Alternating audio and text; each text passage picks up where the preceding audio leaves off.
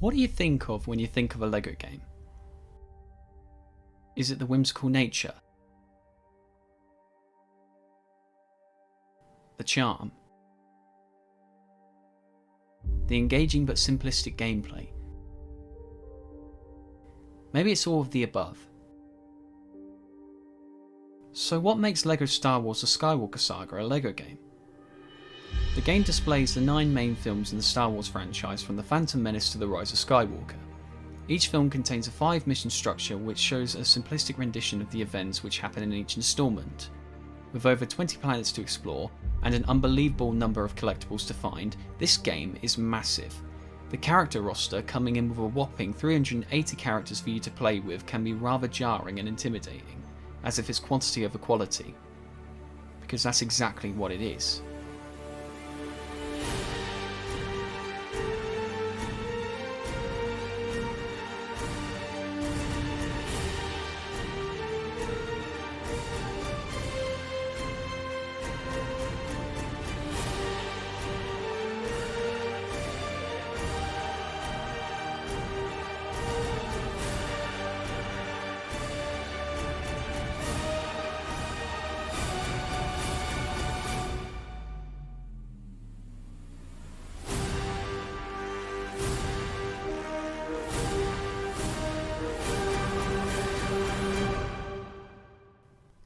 It is no secret that the wait for this game has been beyond anything we've experienced with Traveller's Tales.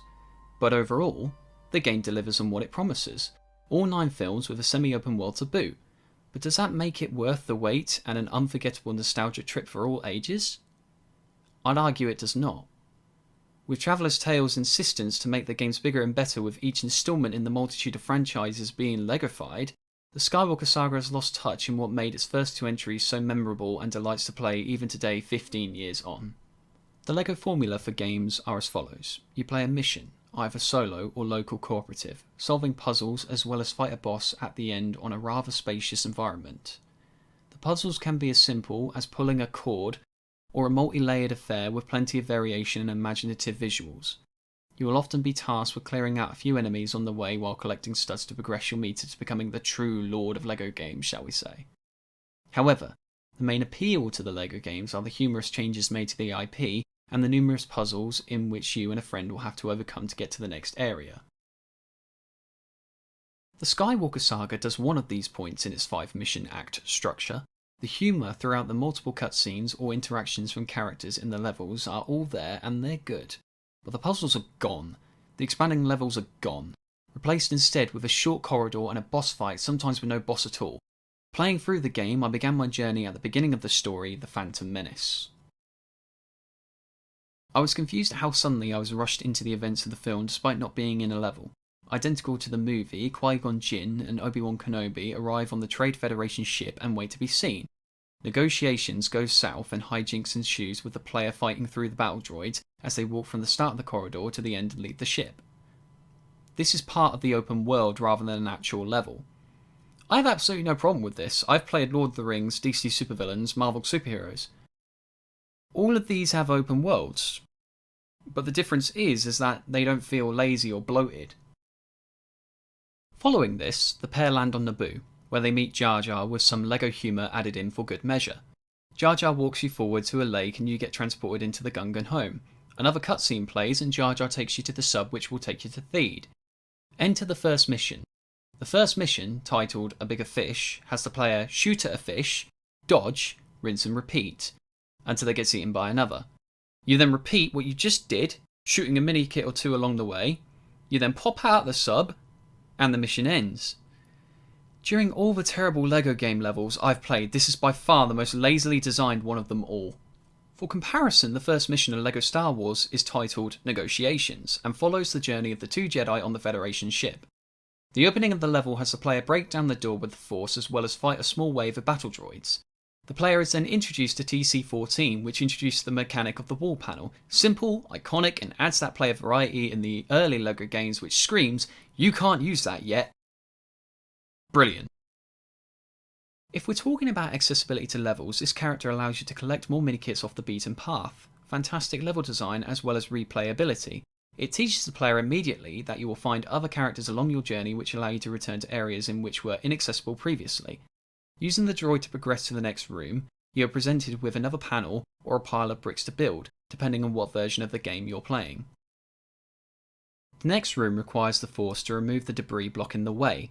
However, by moving this debris, it then forms a platform allowing you to access yet another mini-kit after taking care of the battle droids.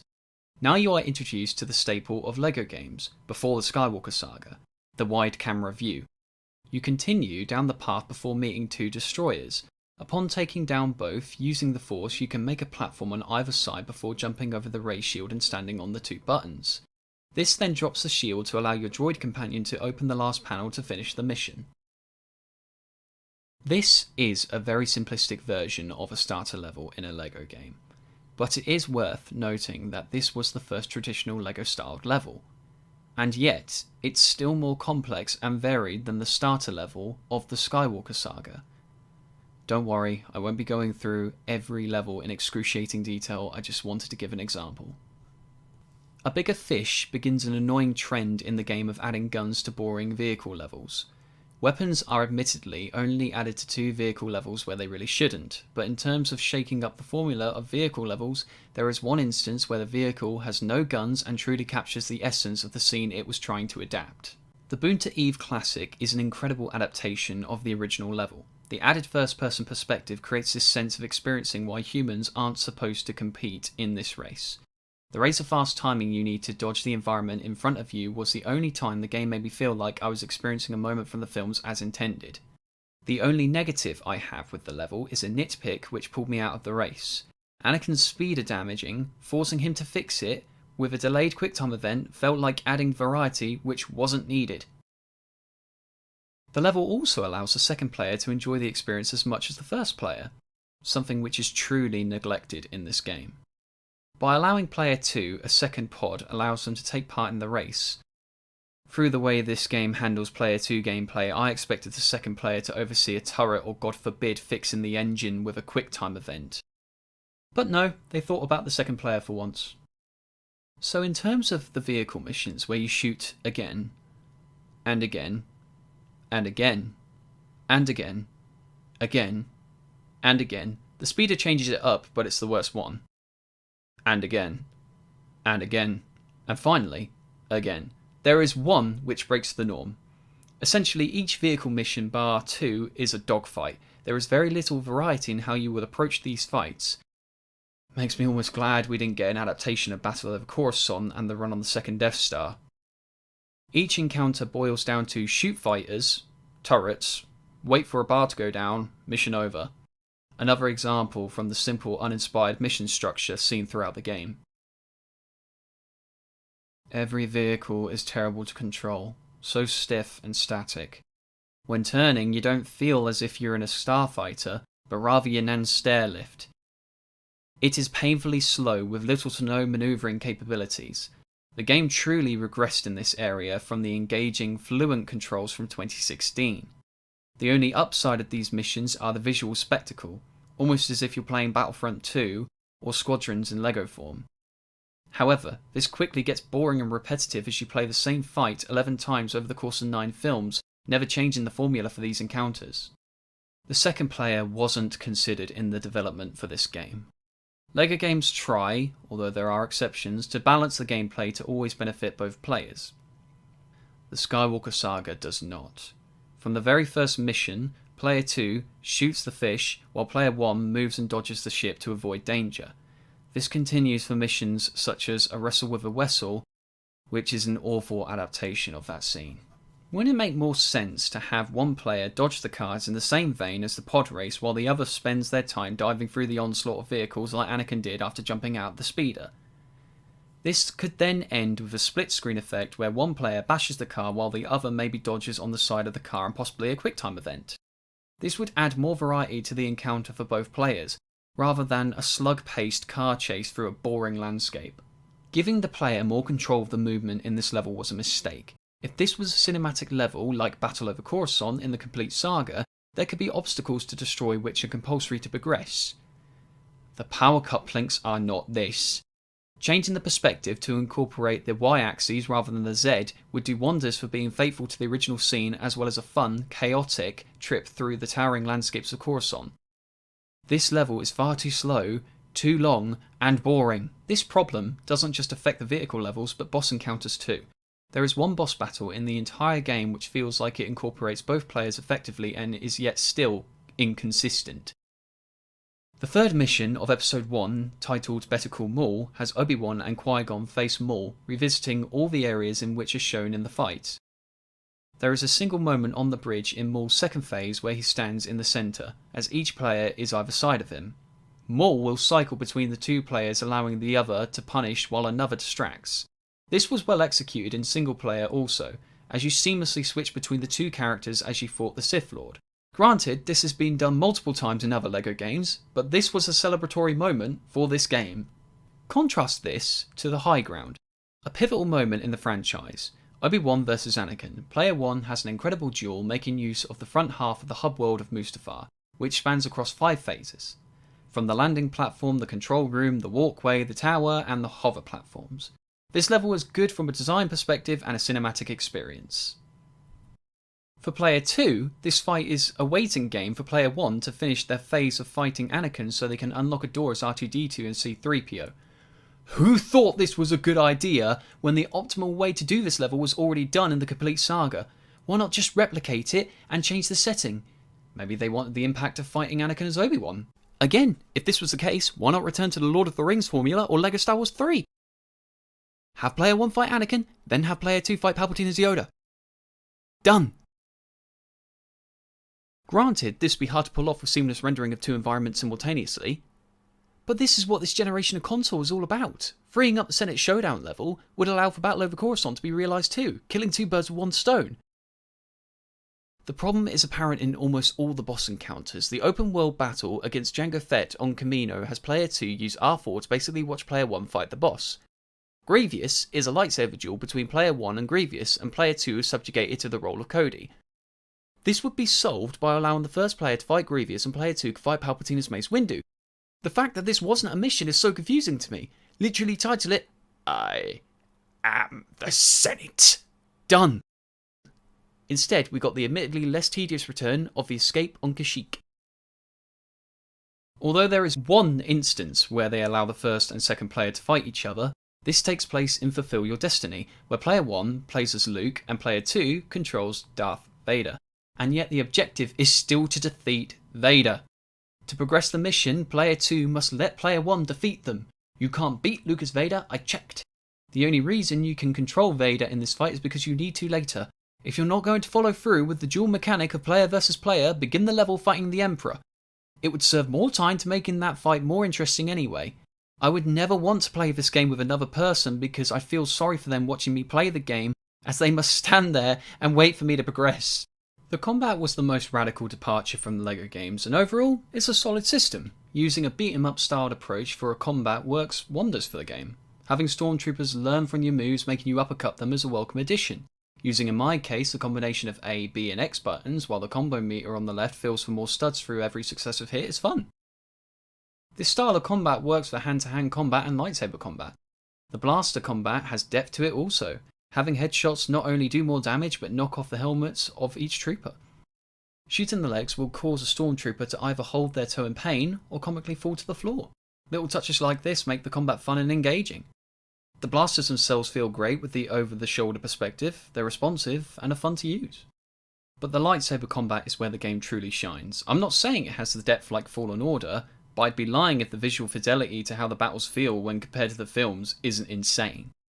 The lightsabers all look outstanding, as well as the audio cue for each clash of the blade being so satisfying. I think TT adding a small place maybe like Geonosian Arena to battle your friends in one-on-one combat would work wonders. The quick time events can get repetitive, I have to say, as the fights go on. Unfortunately, it's the same with the boss battles. There is no change in the battles whatsoever, apart from Vader where you have to stop him throwing objects at you. Every single lightsaber battle is the same, which is why Darth Maul is the best boss battle in the game, because it was the first, before the other 13. When talking about this game, it's hard not to talk about the semi-open world. The galaxy is huge with an interconnecting stream of spaces around the planets to explore, but in my honest opinion, this is the worst aspect of the game by far. The game focuses on the collection formula of pursuing Kyber bricks to use to buy characters, unlock abilities and extras. There are 1,166 Kyber bricks in this game. You get a Kyber brick for literally doing anything. Complete a level? Brick. Jump on something? Brick. Destroy meteor? 5. So there are 23 areas around each planet, with each containing a Kyber brick comet.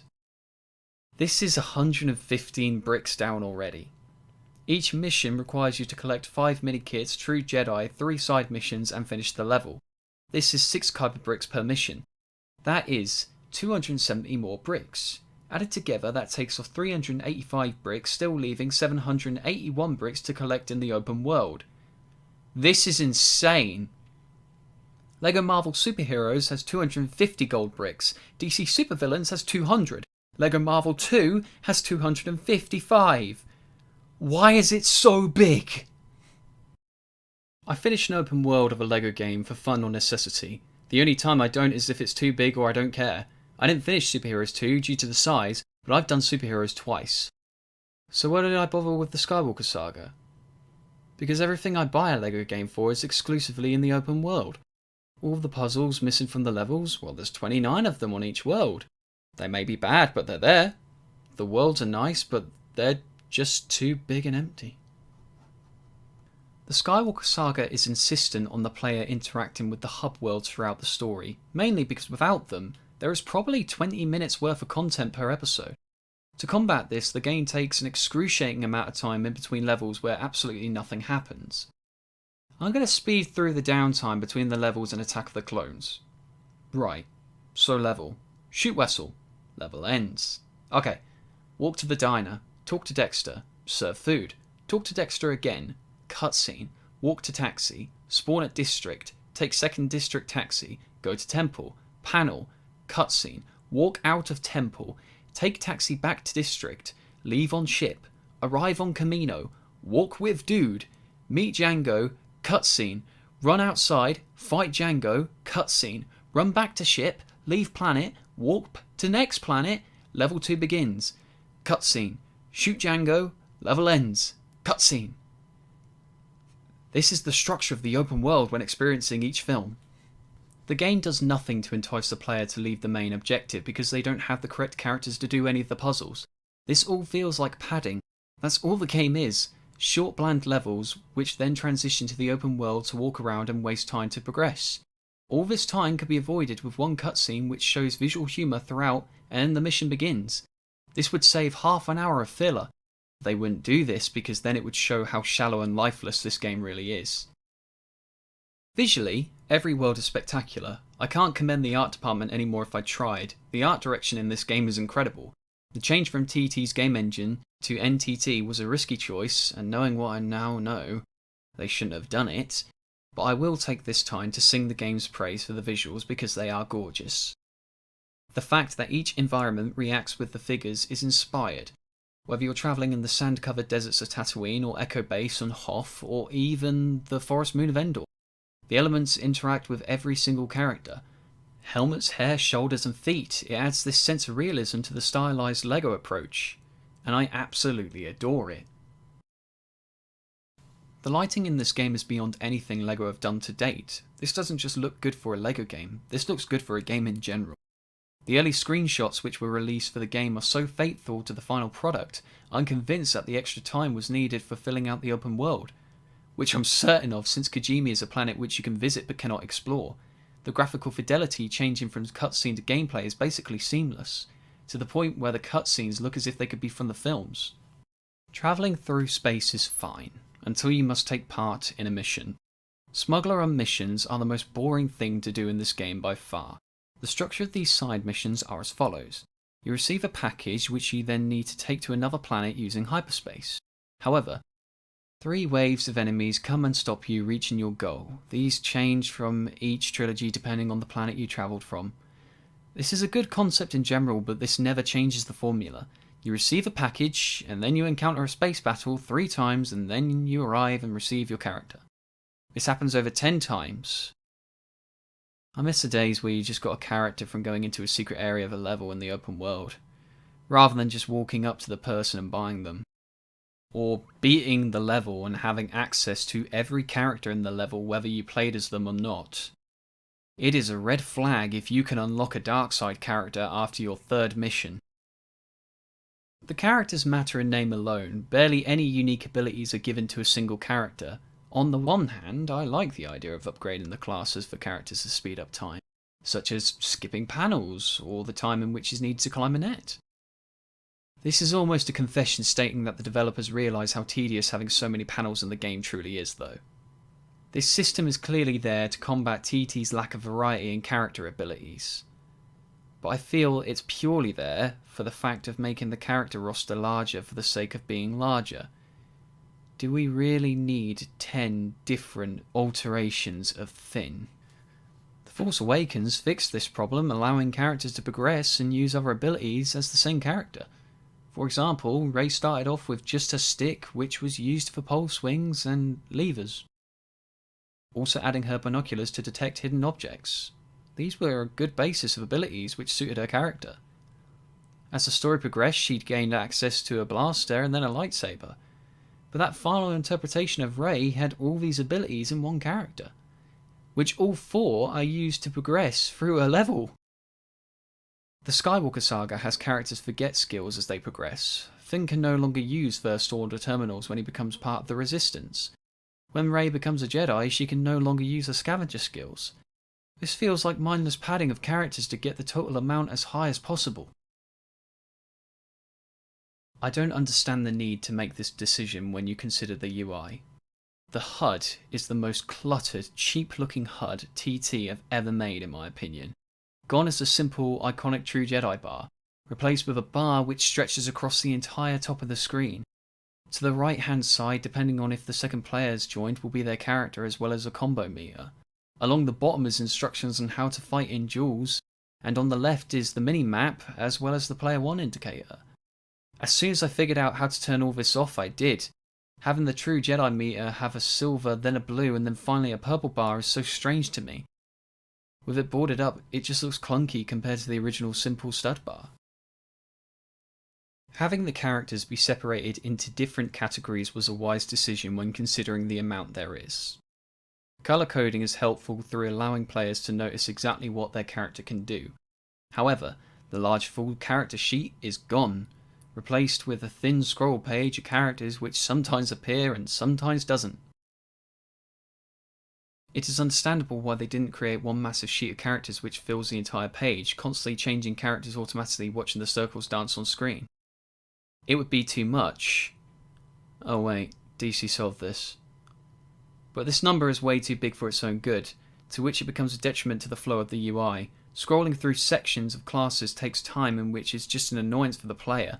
The added 10 character roster in which you can change at any time using the D-pad is genius. It allows just enough variety for you to choose one of each class to use for quick selection. I just wish it was consistent with swapping out the character you want. I wasn't going to do a full section for this topic, but it needs one. The puzzles in these levels are so lazily constructed, if you can call them puzzles at all. The nature of puzzles in LEGO games are meant to incorporate multiple characters within one puzzle, or the puzzle is inaccessible without that correct character. For example, dark side characters and dark side bricks. The complete saga prioritised pulling switches or pushing objects and using them as a plug socket. Building LEGO bricks to create new contraptions to progress can be fun, as you have no idea what you'll build or the wacky LEGO charm it will incorporate into its function. Now that's all gone. The Skywalker Saga prioritises short panel minigames as its puzzle structure. Take the level Droid Factory Frenzy. The characters are a Jedi, a hero, a protocol droid, and an astromech. I'm not using their actual names, as that's the characters for every single puzzle or situation. So the puzzles in this mission are an astromech panel, cutting a wall, a hero panel, a protocol panel, an astromech panel, and an astromech panel. That's it. The only deviation which is new in this level is using the Force to move the current from one transformer to another. There is no LEGO humour in this mission, there's no wacky invention apart from a laser, And this is the second most varied mission in the game. This is also the first traditional LEGO style mission of the saga. I know I said I wouldn't do this, but I'm going to go through the mission Fiend Fire Frenzy from years 5 to 7. During the mission you play as Hermione, Ron and then later Harry. This mission is varied, layered and utilises all the tools to these three characters' disposals. The first thing you can do is use Hermione's bag, followed by a Weasley box. These abilities are unique to these characters. 3 ingredients for an exploding potion which all have a puzzle each. Using the Deluminator, using water to put out fires, using magic to help get across platforms, using Diffindo to make a ladder, flying across a burning chasm, fly a plane, explode a lock, Parseltongue panel, book panel. This is the basic form of these encounters. I've missed out the added LEGO creativity through the humour and wacky shenanigans, and yet it's miles above the Skywalker Saga. The campaign is void of creativity. The whole point of LEGO games are that you'll play through a level and know the basic outline of what's going to happen, but in terms of what you'll see in the mission is a complete mystery. It's not in the Skywalker Saga. You can predict exactly what's going to happen straight from the off, and that really upsets me. I understand this is the biggest game TT have made, but this doesn't excuse the lack of variety and creativity in each mission. TT have essentially made an over-the-shoulder shooter which doesn't even utilise the barricade mechanic. Barricades are essentially useless in this game. In The Force Awakens, the barricades were scripted sections which had a sense of risk and reward. Beat it quick, die a lot, lose the stud bonus. It also allowed more creativity in how you'd kill the stormtroopers. That's all gone. Instead, have fun killing 30 stormtroopers in the exact same way to progress to the next shooter section. Like the lightsaber fights, you better enjoy these because there are no alterations to these fights. These are the puzzles for this game essentially. Kill the stormtroopers. I'm going to create a must-follow structure in which LEGO games should always abide by. 1. The level must incorporate multiple characters which all have unique abilities tailor-made for that specific encounter. 2. The player must build something which is vital to progression. 3. There must be an animation for that object built which is unique and interesting. I'm going to play a level in its entirety from Empire Strikes Back showing how it follows these 3 rules. Not explore the level, just complete it.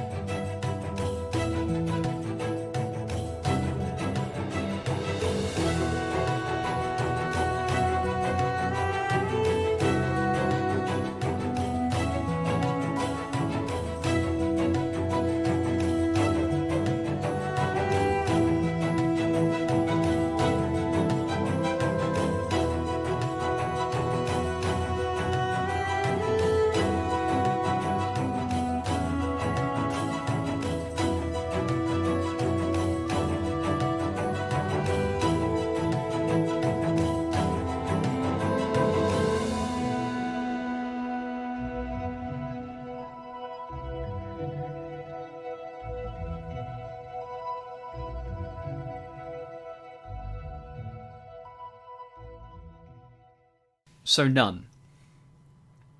None of the rules are followed in this level.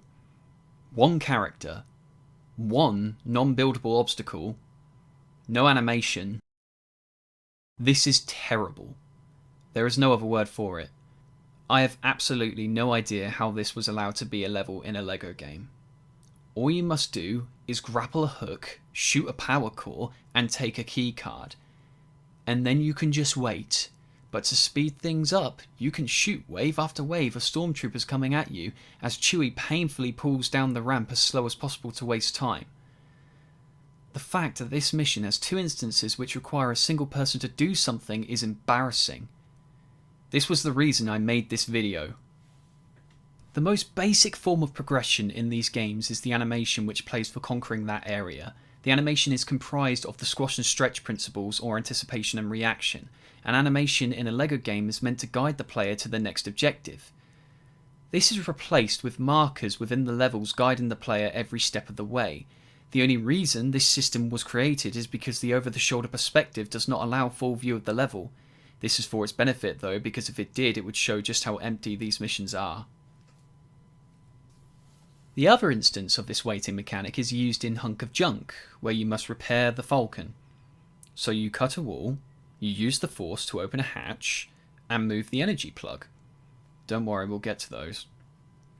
And then you push the stuff to the Falcon, and then you push it again. And that's it. The rest of the level is wave upon wave of stormtroopers, while you wait for Chewie to repair the Falcon. I hate this.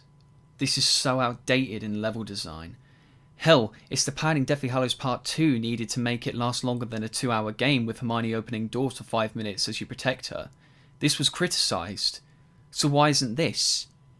This is padding for when you have no idea what to put in a level. It is the bottom of the barrel content which I thought LEGO would never stoop to. But they did. The signature puzzles of this game in the campaign are the blue energy batteries.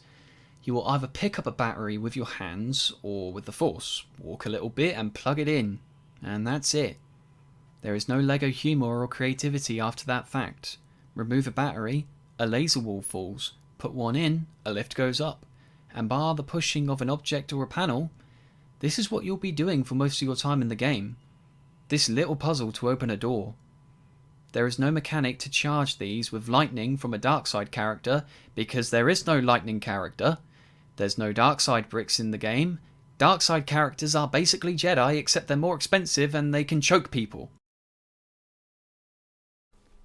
No one can convince me this game was made in the context of using more than 6 characters to do different tasks with many variations on how to do them. The fact that features, which could have made exploration and gameplay more varied, were removed baffles me, like the lightsaber wall jump, in favour of a slower saber scurry, Rey's staff pole vaults and levers, Chewie's bombs, Rey's ability to climb walls which made her unique, and now she has a net. Great. Leia's commander mechanic, Finn's respirator, BB-8's ball rolling puzzle mechanic, Han's smuggler sense, they're all gone, replaced with net, panel and grapple. How exciting. Imagine if every puzzle you did in LEGO Batman was solved by throwing a batarang, or just using a key in Harry Potter, or going through a grate in LEGO Marvel. Yeah, it would get boring very, very quickly. Welcome to the Skywalker Saga. I know I'm sounding harsh, but creative puzzles are the staple of LEGO games. From Software gets criticised for dodgy hitboxes. TT should be for failing on their respected aspects, because this is appalling. Missions were made purely out of necessity for this game rather than an engaging experience. The most polished aspect of this game is the lightsaber duels and blasters. That's why you'll only primarily use these. You can't do anything unique in this game. It takes everything from other LEGO games. The formula for a LEGO game is identical to the other, but the variety is through the many unique abilities to that specific game. There is one in this game, the net. You can't drive around the areas apart from once. You can't swim, which confuses me because Jedi have respirators. Could have had an interesting water puzzle once or twice, but that's too varied. The campaign is soulless apart from the cutscenes. Okay, I put it off for long enough, but it's time to address the elephant in the room. If you hate the Force Awakens video game for padding and needless filler, you should despise the Skywalker Saga. The Force Awakens is leagues above this game in terms of content and creativity. Yes, there may only be 11 main missions in the game, but they are all fantastic, varied, interesting levels which utilise every character on screen. I want to show how Finn works at the end of the game. This is in the space of one mission. He is utilised in all of his strengths in interesting ways to progress this level, like the way in which how by learning more spells at the end of Harry Potter, the developers are forced to get more creative with how they construct levels. I'd like to say the same with this game, but I can't. I am sick and tired of hearing how The Force Awakens is the worst LEGO Star Wars game out of the 4 that exist, because the only things which are bad about the game are the length and if you like the film or not. The creativity shown through each mission is outstanding, long, complex and engaging missions which make you smile when something is constructed or destroyed in an interesting manner. The choice of building objects, despite what the public think, was introduced in The Force Awakens, and again is utilised better in that game. You will be required to build and break the same objects to progress to the next objective. Nothing challenging but variety. There was one time in the Skywalker Saga where this was used effectively. The Chewbacca defense has a completely different path with more than 2 mechanics which are different between the 2 routes. The droid attack on the Wookiees variation has you burn a vine. Wow. That's so unique. The humour in The Force Awakens is better executed. The visual humour is amazing and the Stormtrooper interactions are hilarious. I was only going to capture a level of this game for a comparison, but the game is way more entertaining than anything in the Skywalker Saga, so I sat and I played the whole thing.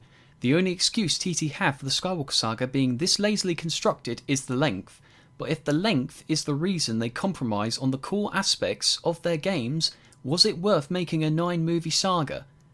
This isn't an excuse anyway, because you spend more time getting from level to level doing nothing along the way. You know what you do in between levels in The Force Awakens and other open world entries? You guessed it, puzzles, obstacles, gameplay. If this game didn't have the pointless padding of walking and running places with no obstacles, I would be more lenient. I wanted to highlight the criticism other LEGO games have gathered over the years of being too repetitive or too similar in formula. I think this criticism isn't fair. The LEGO structure for the games has been adapting year after year with more intriguing visual puzzle design and level layout. The fact that Rockstar will release the same game in terms of gameplay every entry, but the difference is the setting and story, it's fine with the fans. Or the original structure for an Assassin's Creed game, all contain the same mission structure, but every entry improves on the previous. Until it didn't. LEGO is no different. The structure can vary depending on the level design, whether it be fantastic, mid, or poor.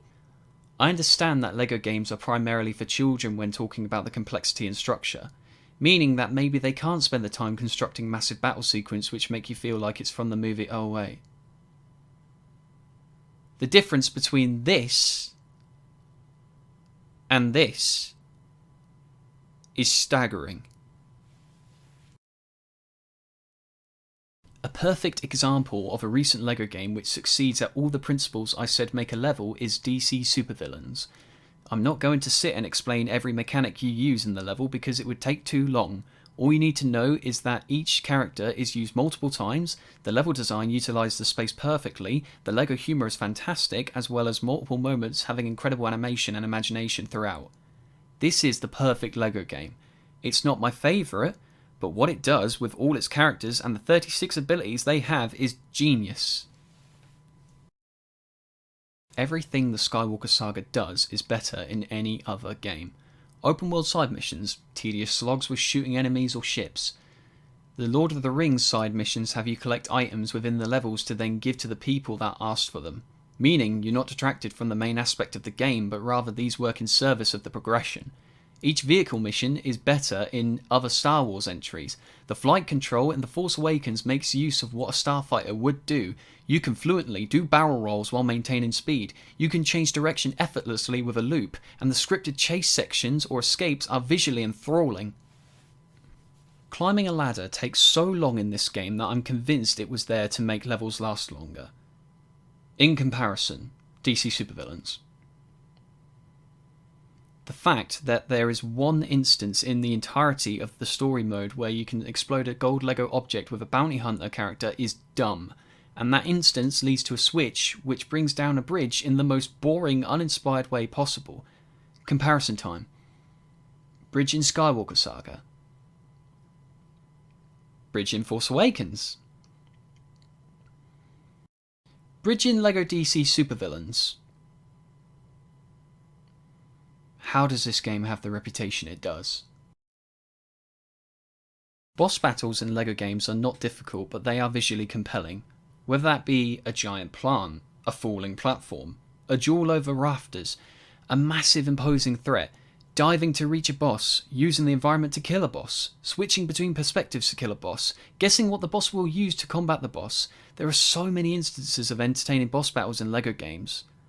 I understand that TT wanted to capture the essence of each fight how they were portrayed in each film, but the fact that there is no deviation in any of them is frustrating.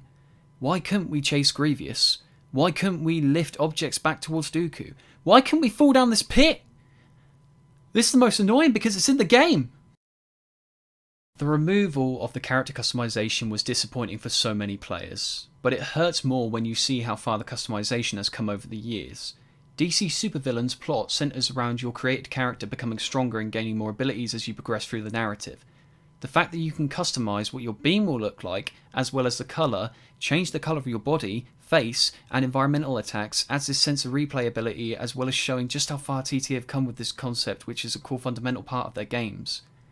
Part of me thinks they didn't include it because there wasn't enough abilities in the game to warrant the in-depth customization on display in DC supervillains, as there is 6 abilities in which you will primarily use in this game.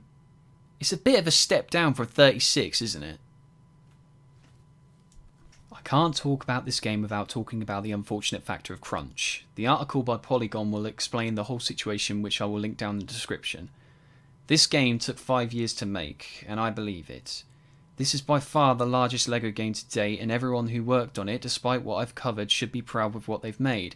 Looking all around this game, it is obvious of their love for the IP. Unfortunately, developers were pressured into working with outdated tools and being ignored by their higher-ups. This happens so much in the gaming industry and it needs to stop. It is disgusting that the team were forced to work overtime. If they didn't, there would be problems. I won't go into everything, but it is disgusting, and despite how great the new NTT engine looks, if it's harder to use than Unreal and the team don't want to use it, why make things harder for them? Voices should be heard in this industry, and silencing them does nothing but raise frustration and intrigue from the public to expose the practices in companies. So just be good to your team. The success of this game has been incredible, and I hope the higher-ups appreciate the sacrifices made to reach this point. The fact that the Skywalker Saga has sold more physical copies in the UK than Elden Ring, making it the most successful physical release at the minute, is ridiculous. The memories and experiences this game is bringing to the public after their Star Wars love ran dry after the Rise of Skywalker is to be commended. I just wish it was warranted. With all that being said, it still doesn't excuse the lack of content and padding this game has. I don't blame the developers for these problems, as there is essence of good puzzles and level structure in this game. But it feels as if too much time was dedicated to 23 bland hub worlds which 60% of players aren't going to explore. This is a LEGO game in name alone. There is more time dedicated to walking around doing nothing than actual gameplay. I truly believe that the reason there are so many scenes like this is because the game has voice acting. Voice acting has been a staple in LEGO games since LEGO Batman 2, but this has been the first instance where it's a detriment to the game mechanically. If this game had mumbling in mind from the start, these moments wouldn't exist. Instead, we could have had more time dedicated to longer levels with more variety rather than open world side missions where you must bring an item to an NPC. I blame LEGO Pirates of the Caribbean for this point. When I heard that we were getting a LEGO game based on all 9 movies, I thought that this would be a similar experience to LEGO Lord of the Rings, which is personally my favourite LEGO game. A fantastic adaptation of all the major moments in the trilogy, making use of what LEGO does best: strong level design, interesting boss battles, and engaging open world to explore, and just a load of fun. Or Harry Potter, which was released later with both games as one package, and is brilliant. It covers 8 movies while maintaining 2 open worlds with different versions of Hogwarts. I miss these open areas which act as worlds in LEGO games. They were small enough for the player to have something to do in every single room. God, I miss that. To have an obstacle in your way which isn't a panel and leads to a brand new area, incentivizing the player to return with a new character. Oh my god, gameplay! Instead, the Skywalker Saga is a shell of its predecessors. To say that this is the best LEGO game ever is an insult to the craft of what came before. I don't understand why the game is like this. I would have thought that the first part of the development would be on level design, way before the open world. Although reading up, the game directors were apparently confused of which mechanics to put in the game and which to use for the levels. Yeah, I would believe that. What we're left with is essentially a cutscene portraying the events of all 9 films with very little difference in execution for humour or gameplay. The fact that Lord of the Rings can make a fun, engaging puzzle-filled level out of struggling through snow compared to walking down a corridor listening to dialogue before a longer repeated boss battle says a lot about this game. This LEGO game is a critical and commercial success, so why should they put the effort in for the next instalment? I'll say it now, if the next LEGO game is anything like this game, I am done with TT. I feel I have gotten very little out of my £60 purchase, and all I can say is Star Wars is in such a bad place right now that anything which has an inkling of nostalgia will be hailed as a crowning achievement. It just upsets me that this is that something. LEGO Star Wars: The Skywalker Saga is insulting. There is no better word for it.